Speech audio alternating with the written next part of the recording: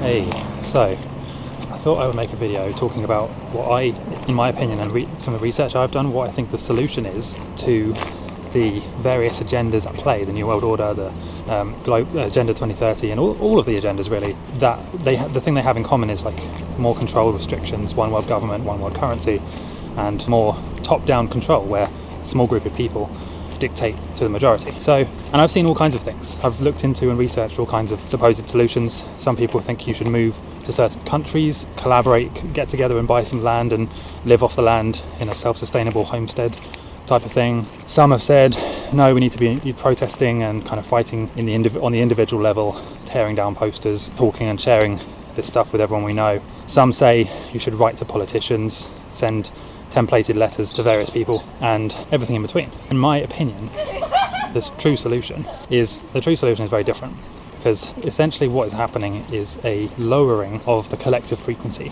Everything that they're trying to do involves lowering our vibration and our frequency. They want, and this has been said in their public documents and in various insider interviews, they want to trigger you in as many different ways as possible to get you to react, to make you, put forward that energy, that anger, and give your attention to whatever their current thing is, to keep people divided. That's essentially how this works. It doesn't work if we're all united. It only works if they trigger both sides to fight with each other. There was a really funny picture that I saw where there's this king looking down on this angry mob of people, and half of them are holding pitchforks and the other half are holding torches. And his advisor says to him, you don't need to fight them. All you need to do is convince the pitchfork people that the torch people want to take away their pitchforks, and then they'll fight each other. Meanwhile, the king gets his own way and imposes his law without much struggle. And that's basically what's happening now. They create an artificial or a fake situation in many different forms. They trigger both sides, get people to be angry with the other side. Meanwhile, their agenda happens anyway. What they wanted to do gets done either way. Meanwhile, we're just distracted and fighting each other. And this is happening right now with the Ukraine situation. They're trying to make it so that you have to pick a side and support the sanctions on Russia or stand up for whatever. But meanwhile, their agenda, destabilizing the global economy, imposing more restrictions on various different parts of our lives, and no doubt they'll try and increase taxes as a result of this as well. And also the control of money, turning off citizens' money. Google and Apple Pay did this simply because they're in the country that happens to be used. This is all their agenda. So it really doesn't matter which side you support, because their agenda gets pushed through anyway. So what's the solution then? And this is in my opinion, of course, do your own research on this. In my opinion, their agenda only happens when we're divided and when we're paying our attention to the system and getting triggered, getting angry, confused and distracted. And that's how it happens. If we detach completely from the whole thing, we don't pick a side, we don't try and write to politicians because they're corrupt anyway, they're not going to read the letters, and we focus on ourselves and our vibration, then a lot of these things stop being an issue. For example, if you stopped paying attention to the news like I did a very long time ago, you basically wouldn't notice half of the stuff that's happening. And the only real problem would be when they make things law, like when they say, it's the law that you have to use this digital currency now.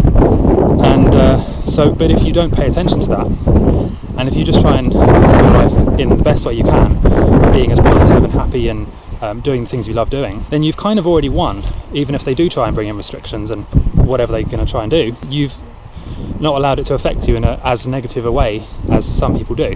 So yeah, I've gone down the rabbit hole of we need to write down names of people so everyone notice, and while I do admit crime is being committed by these people, I don't think they care. I don't think that it would really do much. And you've got to remember, this stuff has been going on for a very long time, thousands and thousands of years, where a small group of bloodlines have been imposing their will for various agendas on the population. This is not new, and really COVID and the Ukraine thing have just brought it to light for more people, but it's not new.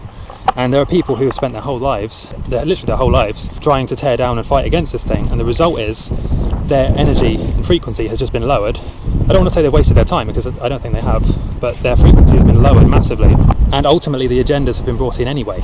Now, of course, if everyone stood up and said no, that would be a different story, but the vast majority of people are not ready to unplug from this. They almost want this Orwellian control structure. They want to be dictated to. and they don't truly value freedom. But that shouldn't stop you living your life and having a useful experience and doing what you came here to do. And you can easily get sucked into it. You can get drawn into all the negativity and the whatever the current thing is, and you say, oh, we need to focus all our energy on tearing it down and bombarding everyone with information to try and wake them up. In my experience, that never happens. They're too in the system, and they believe anything the media tells them. You can show them facts and data and anything you want, they won't listen. And I've tried. I've gone down that path as well. It ultimately doesn't really do anything. It doesn't really. It's very windy. I hope you can still hear me.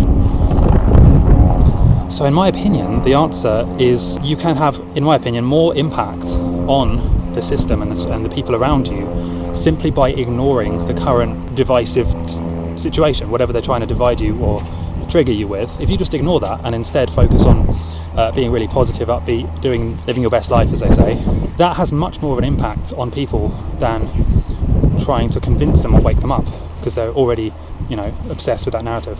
This is another really good example of this is with the COVID stuff with masks. So I've not really worn a mask the whole time, essentially. And instead of, lecturing people and saying why they shouldn't wear one, I simply smile, I'm polite, and I just calmly don't wear one. And that's had more of an impact. I've even had where I've been in a shop, someone has walked in and seen me not wearing one, and then they've taken theirs off. And it's because you're by doing that, you're showing an alternative way of living. You're not trying to convince anyone, you're just doing your thing. And then people that see that and like that and think, oh, hold on a second, he's not going along with it, he looks very happy and healthy, maybe I don't need to. And that has more of a change, more of an impact than trying to convince somebody. It's very hard to convince somebody without triggering them or annoying them, because nobody likes to be told they're wrong. Nobody likes to be told what to do. So yeah, that's just my opinion. And if even a very small percentage thought like that, in my opinion, this whole thing would collapse, and we wouldn't have these elites able to control so many in these different